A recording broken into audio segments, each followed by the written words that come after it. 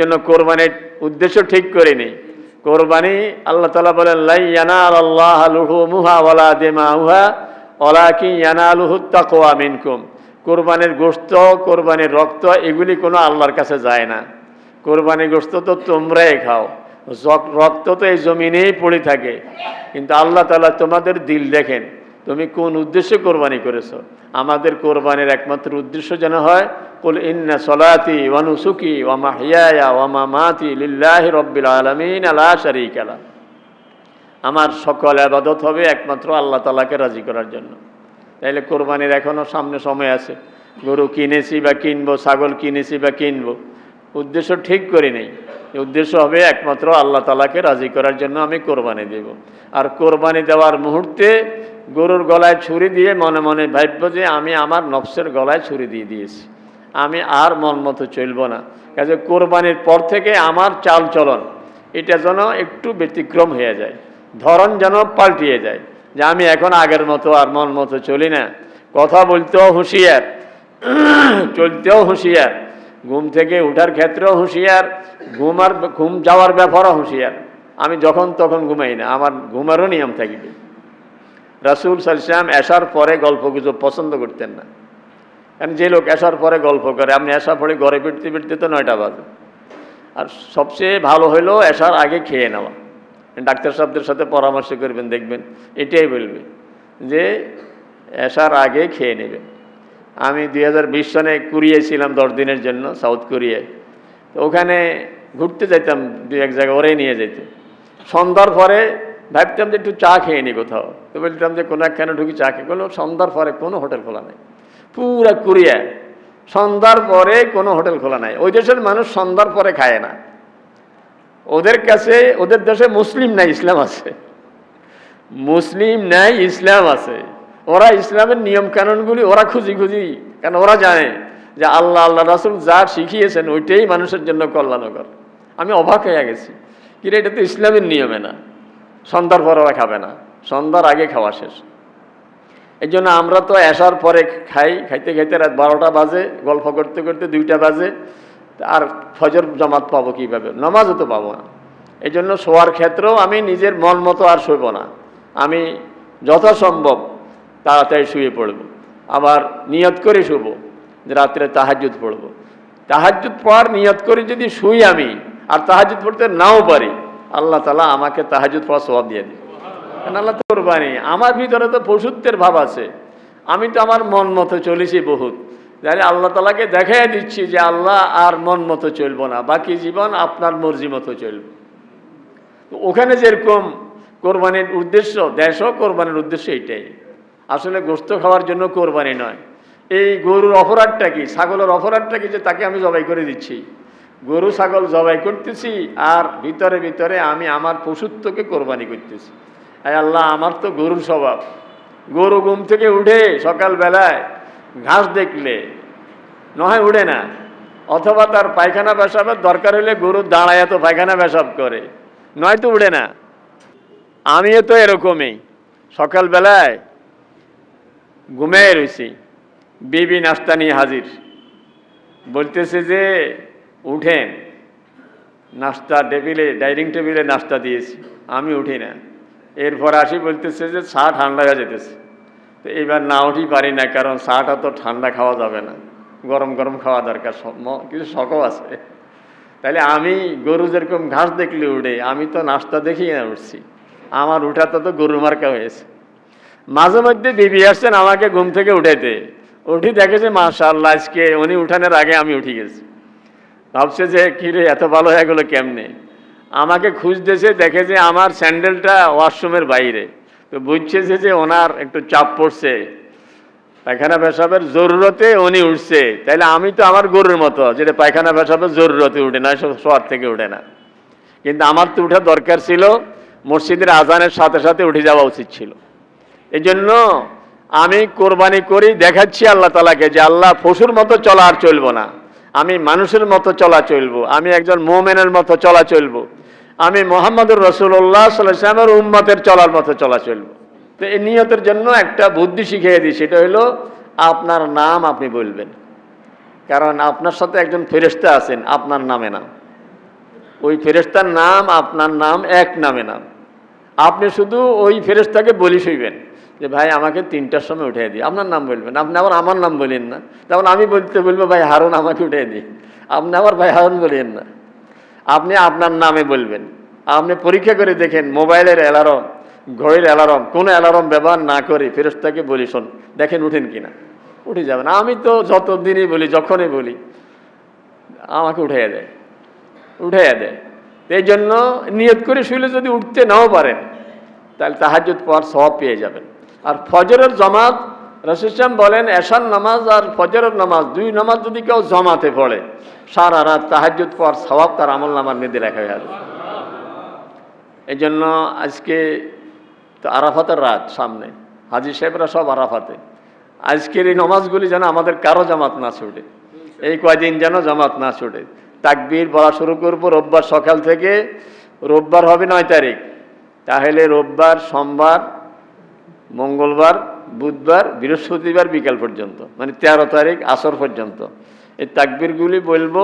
একটু আওয়াজ দিয়ে বলবো, পুরুষরা, মহিলারা ঘরের তাকবীর বলবে, ওরা নীরবে বলবে, স্বরে নয়, অনুচ্চ স্বরে বলবে, এটা খেয়াল করব। আর আগামীকাল আর পরশু আর বাকি দিন যদি নাও পারি তাহলে এই 2 দিনের রোজা যেন আমাদের না ছুটে। আগামীকাল হইল মানে যেটা আমার দিলের কথা বললাম, আরাফাতের দিন আগামীকাল। আর হাদিসে আসছে সিয়ামু ইয়মে আরাফা, 9 তারিখের রোজার কথা না বলে আল্লাহ রাসূল বলছেন আরাফাতের দিনের রোজা।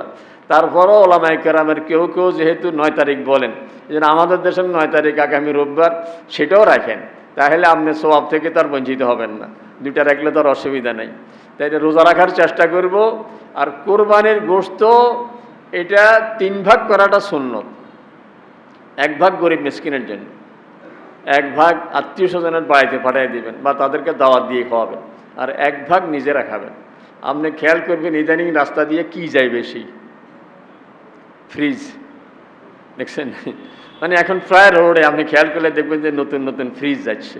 মানে কোরবানি আসলে আমাদের ফ্রিজ কিনা বাড়ি যায়, মানে গোশত সব। সেদিন এক বাসায় গেছিলাম, গত কি বারে জানো, এই 2-3 দিন আগে। তো খাওয়ার শেষ পর্যায়ে বললো যে হুজুর যে গোশত দিছি এটা গতবারের কোরবানি গোশত। তা আমি বললাম যে মনে হয় ফ্রিজ খালি করতে হবে, না হয় আরো থাকতো। এইভাবে বললাম যে ফ্রিজ মনে হয় খালি করা লাগবে, এই জন্য এটা বের করছেন, না হয় আরো থাকতো। পারে না আরো রাখে না। আপনি ডাক্তার সাহেবদেরকে জিজ্ঞেস করেন আর কি, গোশতের একটা শক্তি আছে না, গোশতের এই প্রাণ কতদিন থাকে। আপনার এই যে রক্ত দেয়, আপনার রক্ত বের করলে কদিনে রক্তটা জমা থাকবে, এটা সারা জীবন। এটা ওই যে তাবলিগওয়ালাদের 3 ছিল 4 মাস, 4 মাস পরে রক্তের শক্তিটা মরে যাবে, গোশতের শক্তিটাও মরে যাবে। এই গোশত খাবেন আর কি, আপনি লাভ হবে না। তাহলে এতদিন কেন রাখবো আমি? আর আমরা তো সারা বছরই খাই, কিন্তু গরিব বেচারারা এই গোশত খেতে পায় না। এই জন্য নিজের আশপাশে যারা কোরবানি দিতে পারে না, কিছু লোক আছে হেঁটে হেঁটে গোশত উসুল করে, আদায় করে, বা কি বলে এই খুঁজতে থাকে, এরা পায়। কিন্তু কিছু লোক আছে আপনার বাসার পাশে, এই লোক কোরবানি দেওয়ার মতো সামর্থ্য নেই, কিন্তু সে তো কারোর বলতেও পারে না।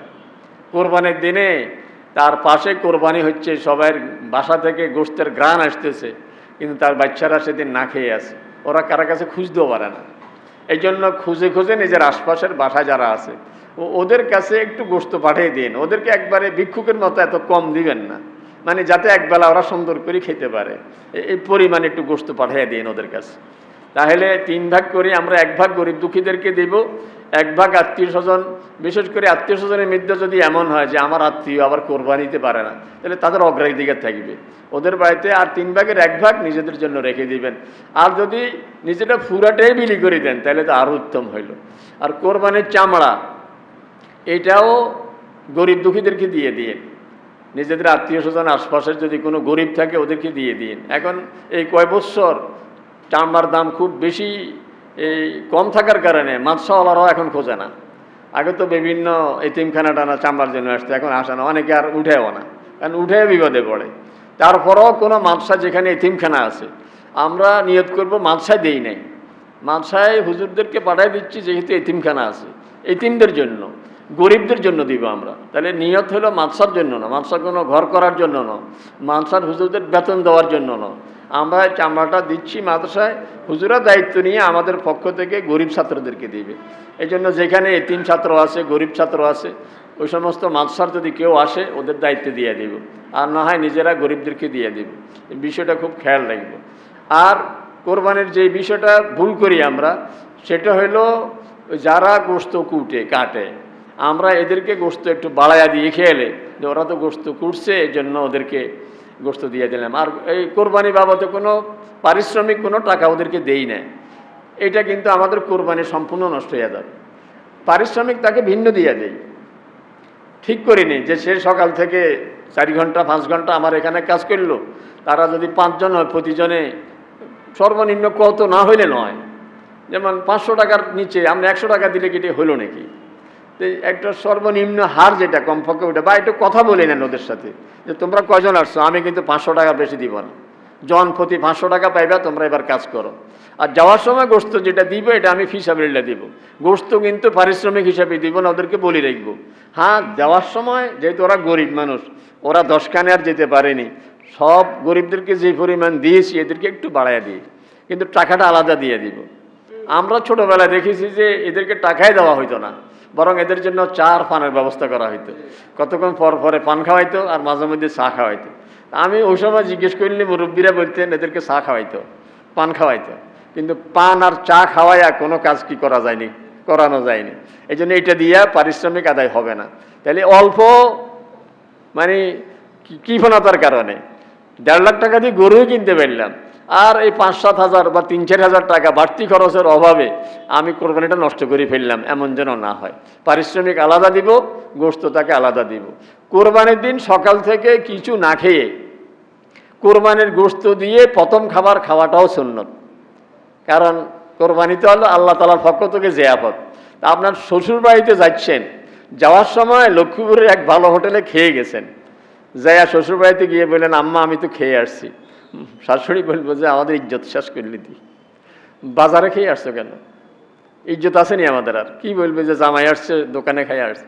আল্লাহ বলে যে আজকে আমার জিয়াফত, আজকে আমি খাওয়াচ্ছি, তুই সকালবেলা আবার অন্যখানে খেয়ে নিস, খাবি তো আমার খানা খাবি। এই জন্য কোরবানির দিনে কোরবানির গোশত সব কিছুর আগে কোরবানি গোশত দিয়ে খাওয়াটা হলো সুন্নত। এই জন্য কোরবানিটা মাশাআল্লাহ এখন খুব আগের ভাগে হচ্ছে। ছোটোবেলায় তো দেখছেন যে দুপুরে পরে কোরবানি গোশত রেডি হয়ে যায়, এখন তো 7টা-8টার ভিতরে রেডি হয়ে যায়। এই জন্য কোরবানির দিনে কোরবানির গোশত দিয়ে প্রথম খাবার খাওয়াটা সুন্নত, এটা খেয়াল করব। ঈদের দিনে রাসূল সাল্লাল্লাহু আলাইহি ওয়াসাল্লাম যে রাস্তা দিয়ে যেতেন ওই রাস্তা দিয়ে ফিরতেন না, আরেক রাস্তা দিয়ে আসতেন।